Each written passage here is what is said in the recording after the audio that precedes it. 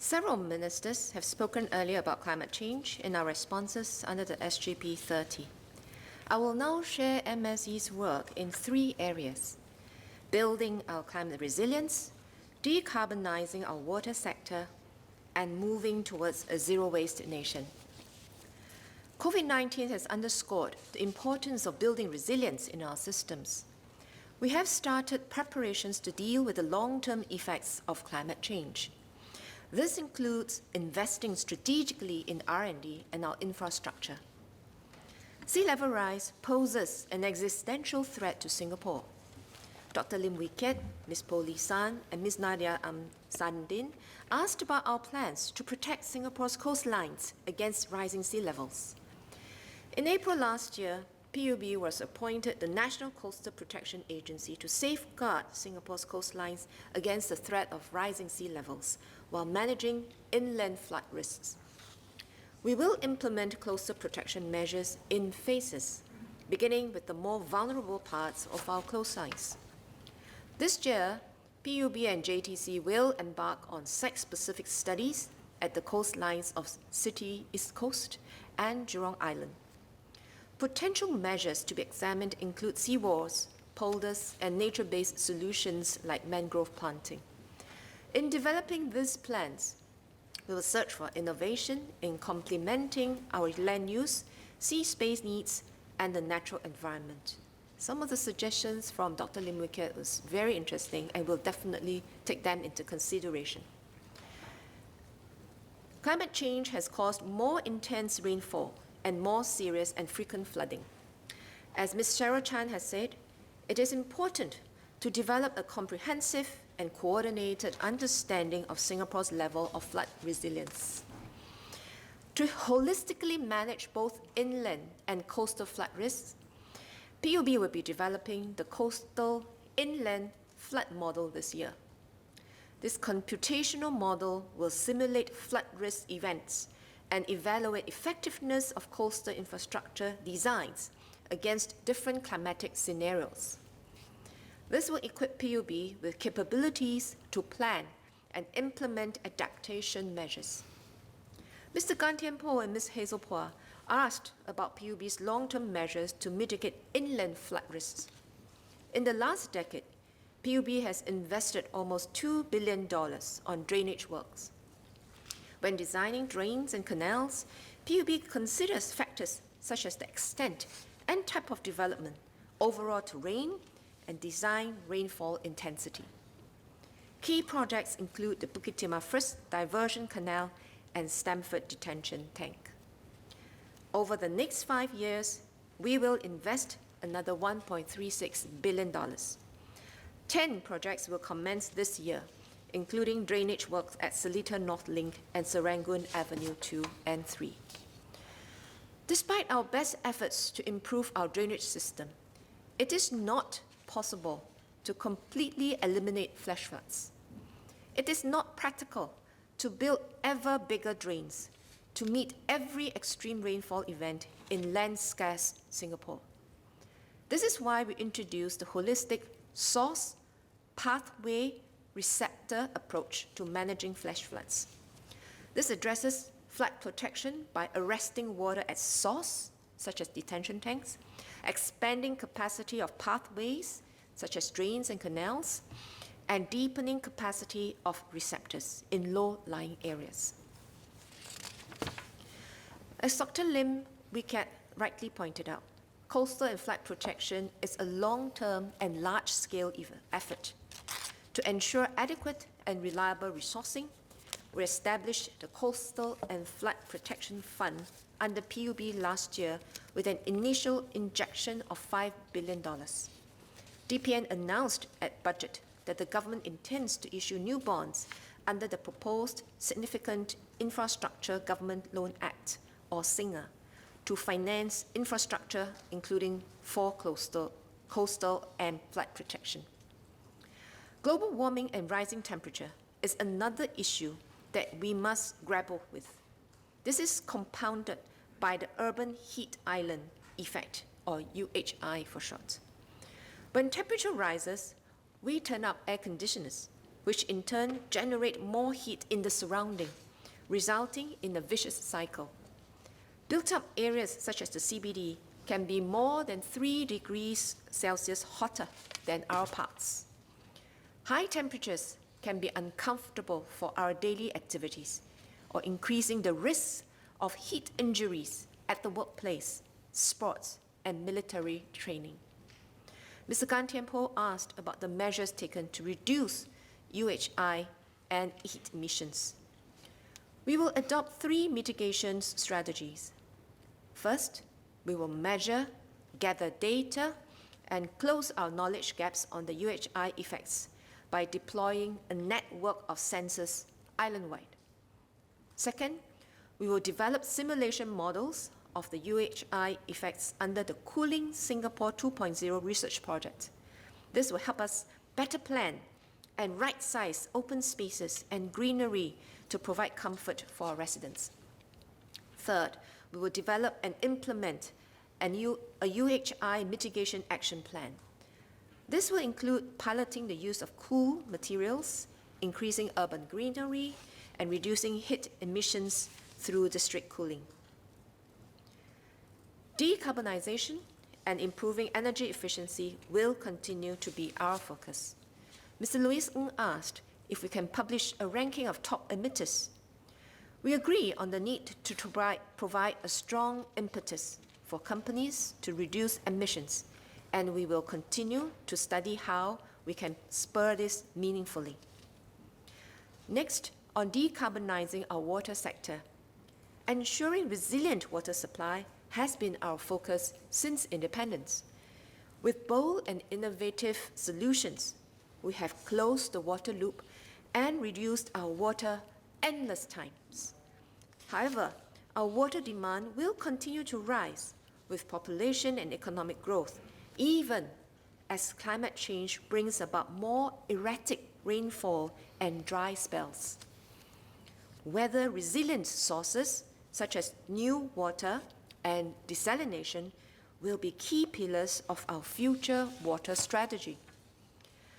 We must ensure that in achieving water sustainability, we do not become more reliant on energy and increase our carbon footprint.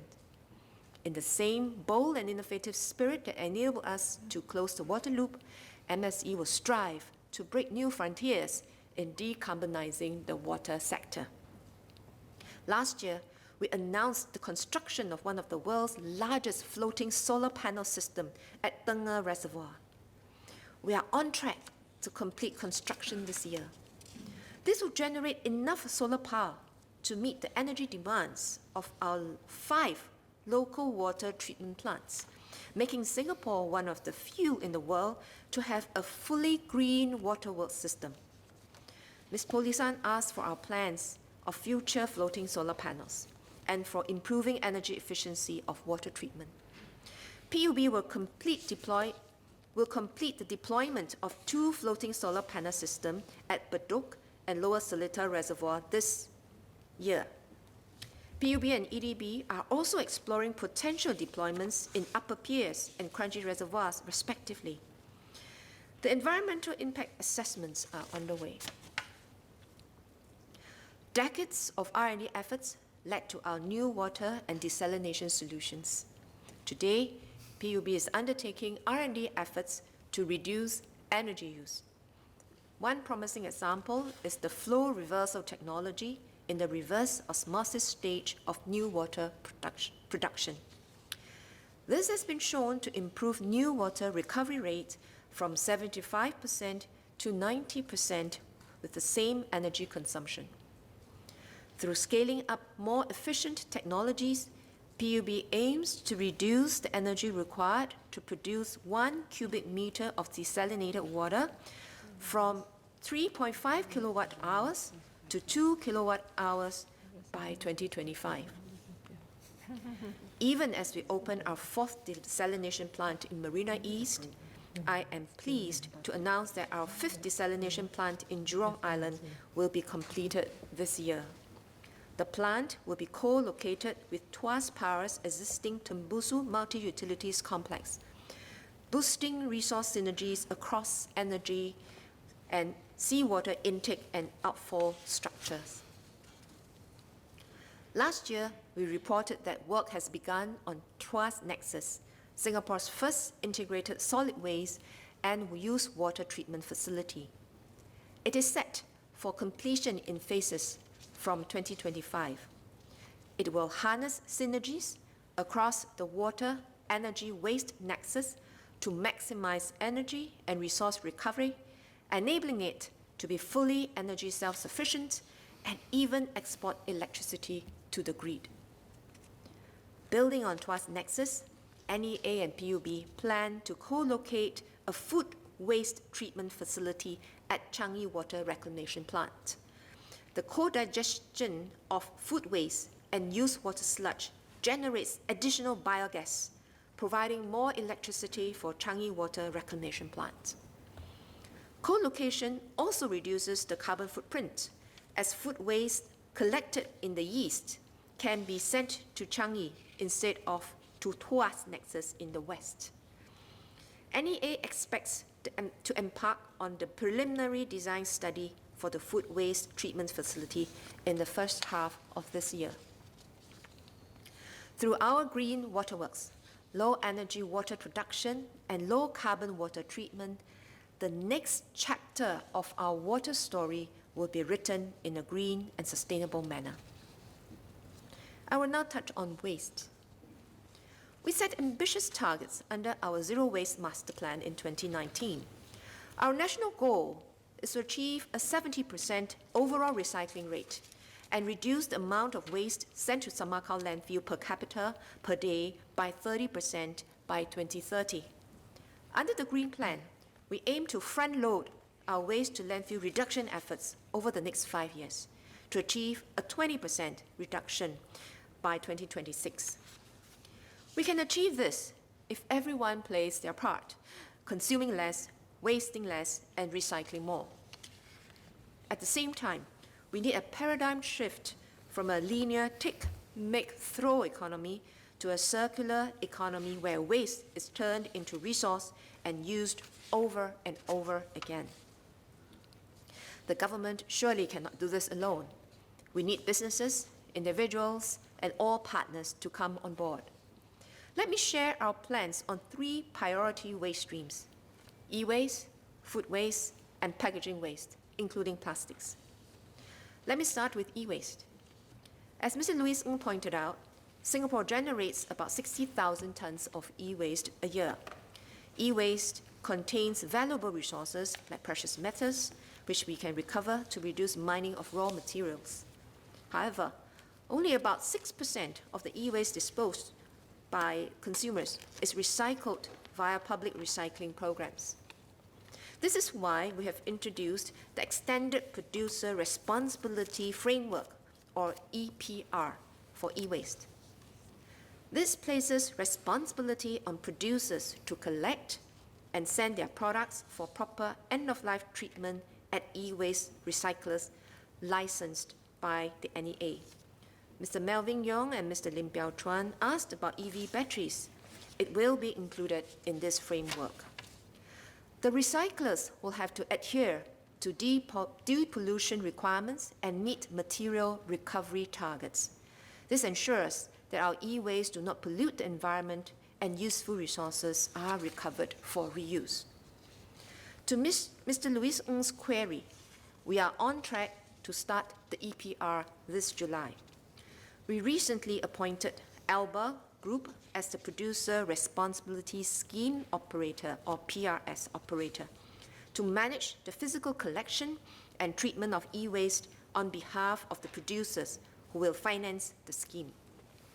NEA is working closely with ALBA and industry stakeholders to set up the collection infrastructure. Come July, the public can look forward to more ways to recycle e-waste. In addition to the mandatory requirement for large retailers to offer in-store collection service, we have secured support from owners of other premises, such as shopping malls and community clubs, to place e-waste recycling bins at publicly accessible areas within their premises. To ensure the success of the EPR, NEA is working with premises owners and ALBA to raise awareness. ALBA intends to launch a website and mobile app to provide information on the EPR, including the types of e-waste covered and the recycling locations. Individuals, too, can drive ground-up efforts on e-waste recycling. Take Madam Lalita, for instance. She chairs the Woodlands Environmental Committee and led an initiative to install e-waste recycling bins that was well received by residents in Woodlands. Between October 2018 and March last year, about 338 kilograms of e-waste was collected. Madam Lalita had the following message to share, and I quote, "Environmental conservation is a self-initiated mission. When you lead by example, others will be inspired to follow," unquote. Let us play our part for the environment, just like Madam Lalita, and inspire our families and friends to do the same. Next, on food waste. We are driving nationwide efforts to reduce and recycle food waste through outreach efforts and regulatory measures. Last year, we announced the requirement for food waste at large commercial and industrial premises to be segregated for treatment. Mr. Louis Ng asked if these premises should also report the amount of food waste segregated. Indeed, we are considering a framework for these premises to measure and report the amount of food waste segregated for treatment. This will highlight to them the amount of food waste they generate and the potential to reduce wastage. We will start industry consultations on this in the second quarter of the year. Aside from mandatory measures, we will closely support businesses in their efforts to close waste loops. NEA has been seeking applicants for its 3R Fund, a co-funding program to support businesses in implementing waste reduction projects. Parkway Parade received funding to install a new food waste treatment system on its premises and actively reach out to tenants to segregate their food waste to be treated. Between 2017 to 2020, Parkway Parade successfully diverted 1,200 tons of food waste from disposal. Packaging waste is our third priority waste stream. It accounts for about 1/3 of domestic waste disposed of, comprising materials such as plastic, paper, metal, and glass. While incineration reduces the volume of packaging waste, we can do more to reduce, reuse, and recycle them.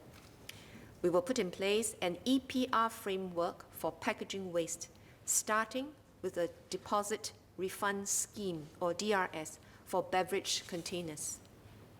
To Mr. Louis Ng's question, we have been engaging the community and industry to develop a DRS framework for Singapore. We plan to introduce the legislative framework for the DRS by 2022 and implement it in 2023. The transition period will give industry time to set up the collection and recycling infrastructure. We will continue to engage stakeholders and we welcome all to participate in shaping Singapore's own DRS framework. Another important aspect in recycling packaging waste is building up our local recycling capabilities. More than half of our domestic packaging waste disposed of is plastics. We are pursuing both mechanical and chemical recycling solutions. The latter, which can take in contaminated plastics that are not suitable for mechanical recycling. NEA and Shell are jointly studying the feasibility of chemical recycling in Singapore, including the carbon savings potential of diverting plastic waste from incineration to produce pyrolysis oil or new oil as feedstock for petrochemical plants. One issue that has captured public attention is the excessive consumption of disposables. This includes single-use plastic, which Mr. Louis Ng and Mr. Dennis Tan have asked. Disposables have a short lifespan and contribute significantly to our carbon footprint and waste. Under greengov.sg, the public service is considering measures to reduce the use of disposables and will be announcing more details later in the year. Citizens are also actively co-creating solutions with us. In line with the SG Together movement, we convened a citizens' work group in September last year. 55 citizens of various backgrounds jointly came up with recommendations to address the issue of excessive consumption of disposables. They presented their recommendations to my ministry and NEA in January. We are heartened by the wide range of ideas, from policies such as a mandatory carrier bag charge to behavioral nudges such as visual cues in supermarkets. We will share our responses to the recommendations next month and publish them on the Clean and Green Singapore website. Where feasible, we will co-deliver them with the participants and other partners. It is our hope that all Singaporeans will have a growing consciousness to care for the environment, reduce their consumption, and waste less. In so doing, we can make sustainable living a way of life and achieve our vision of becoming a zero-waste nation together. Madam Chairman, 2020 has been a rough year for Singapore and the world. It has shown us that the current way in which we consume, our habits, and the way we treat our planet is not sustainable. But amidst the gloom, there were also many new and hopeful beginnings. We look forward to working with all Singaporeans to take a green leap forward in 2021 towards a sustainable, resource-efficient, and climate-resilient future for our nation.